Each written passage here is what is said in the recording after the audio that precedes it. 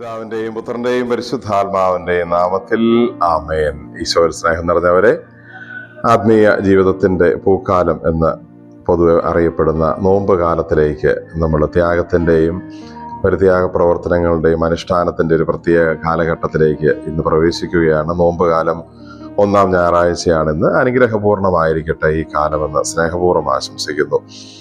ഇന്ന് പരിശുദ്ധ കുർബാനയിൽ നമ്മൾ വായിച്ച് ധ്യാനിക്കുന്നത് വിശുദ്ധ ലൂക്കാ അറിയിച്ച സുവിശേഷം 4-ാം അധ്യായം 1 മുതൽ 13 വരെ വാക്യങ്ങൾ.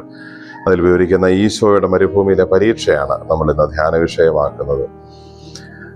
നമ്മൾ ഈ പരീക്ഷകൾ ഈശോ കടന്നു പോകുന്നതിനെ കുറിച്ച് ധ്യാനിക്കുമ്പോൾ വളരെ പെട്ടെന്ന് നമ്മുടെ മനസ്സിലേക്ക് നമുക്ക് മനസ്സിലാക്കിയെടുക്കാവുന്ന ഒരു കാര്യം ഇതാണ്: പിശാചിന്റെ കെണികളിൽ നാം വീണു പോകുന്നത് പലപ്പോഴും അത് തിന്മയല്ല എന്ന രീതിയിൽ പിശാച് ഓരോ കാര്യങ്ങൾ നമ്മുടെ മുമ്പിൽ അവതരിപ്പിക്കുമ്പോഴാണ്.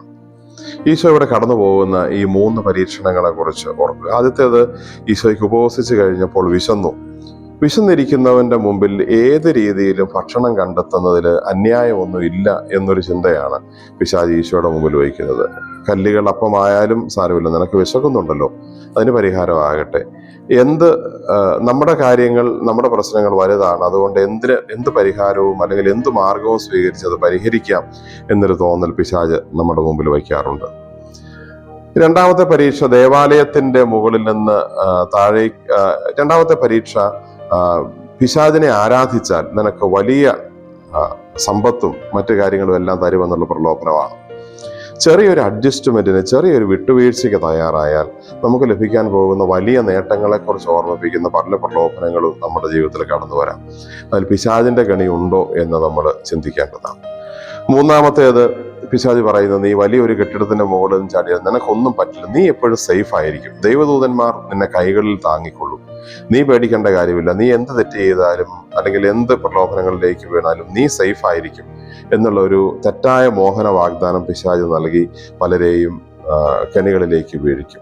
മൊബൈൽ ഫോണിൻ്റെ ഉപയോഗം, ഇൻ്റർനെറ്റിൻ്റെ ഉപയോഗം, കൂട്ടുകെട്ടുകളുടെ, ലഹരിയുടെ, ഇങ്ങനെയുള്ള കാര്യങ്ങളിലൊക്കെ പോയാലും അത് ബാക്കിയുള്ളവർക്ക് സംഭവിക്കുന്ന അപകടങ്ങളാണ്. നിനക്ക് കുഴപ്പമുണ്ടാവില്ല, നീ അതിലൊന്നും വീണു പോവില്ല എന്നുള്ളൊരു തെറ്റായ ബോധ്യം മനസ്സിലേക്ക് തരുന്നത് വഴി അങ്ങനെയുള്ള നീ സേഫ് ആയിരിക്കും, നീ എന്നെ ദൈവം താങ്ങിക്കൊള്ളും എന്നൊക്കെയുള്ള തെറ്റായ ഓർമ്മപ്പെടുത്തലുകൾ നൽകി പിശാച് മോഹന വാഗ്ദാനങ്ങൾ നൽകി പ്രലോഭനങ്ങളിൽ വീഴ്ത്തും.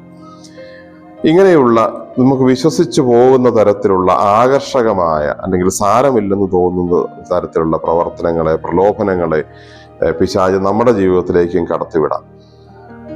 നമ്മൾ അതിനെക്കുറിച്ച് കൂടുതൽ ശ്രദ്ധയുള്ള ഒരു കാലത്തിലേക്ക് പ്രവേശിക്കുകയാണ്. അല്ലെങ്കിൽ അങ്ങനെ വീണുപോയ കാലങ്ങളെ ഓർത്ത് പശ്ചാത്തപിച്ച് പരിഹാരം തേടുന്ന ഒരു പരിത്യാഗ പ്രവർത്തനങ്ങളുടെ കാലത്തിലേക്ക് പ്രവേശിക്കുന്നു.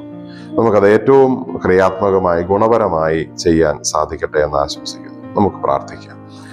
കർത്താവായ ഈശോയെ, ഈ പ്രഭാതത്തിൽ, ഈ പുതിയ ആരാധനാക്രമ വർഷകാലത്തിൽ, നോമ്പ് കാലത്തിൽ, ഇതിന്റെ ആദ്യ ദിവസത്തിൽ ഞങ്ങൾ അങ്ങേ ആരാധിക്കുന്നു, സ്തുതിക്കുന്നു എന്ന് പറയുന്നു. ഞങ്ങളുടെ ആത്മീയ ജീവിതത്തെ നവീകരിക്കുവാൻ അനുഗ്രഹിക്കണമേ. തിരുവചനത്തിൽ ഞങ്ങൾ വായിക്കുന്നു, ആത്മാവിന്റെ ശക്തിയോടുകൂടി ഗലീലയിലേക്ക് മടങ്ങിയ ഈശോയ്ക്കാണ് പരീക്ഷകളെ മറികടക്കാനായിട്ട് സാധിച്ചത്. ഞങ്ങളുടെ ജീവിതത്തിലും പലതരത്തിൽ പ്രലോഭനങ്ങൾ ഉണ്ടാകുമ്പോൾ പരിശുദ്ധാത്മാവിന്റെ ശക്തിയോടുകൂടി ഈശോയെ പോലെ അവയെ ജയിക്കാനും വിശുദ്ധിയിൽ നിലനിൽക്കാനും ഞങ്ങളെ അനുഗ്രഹിക്കണമേ.